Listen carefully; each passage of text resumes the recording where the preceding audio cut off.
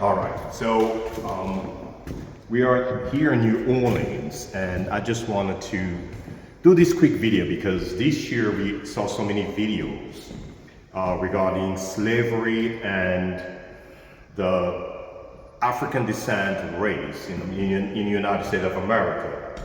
But this is mostly for my Black American or African American as they call it, because basically we didn't give that name to ourselves. But reality is, denying your African origin does not help you or does not help American history. The idea of saying that I'm not from African descent, I'm an American, we agree. Nobody really is if he's not Native American. Some people try to claim African came here before everybody else. That's great. But you gotta prove it a certain way.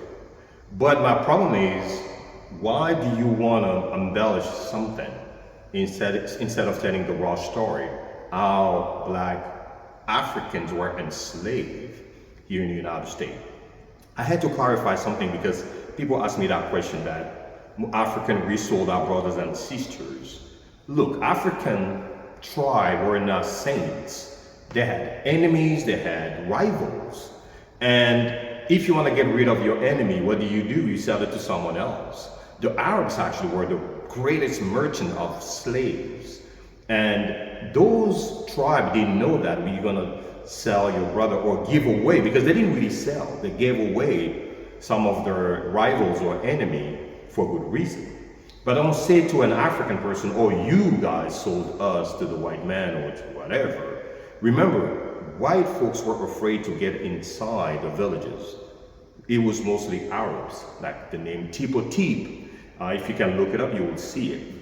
And coming here in New Orleans, tell you a lot of story about the African American race in the United States. So if you say you're not from African, it will make sense because a lot of you guys got mixed with European, French, German, Irish, and everything else. So if you want to claim that you're not of African descent, it's up to you.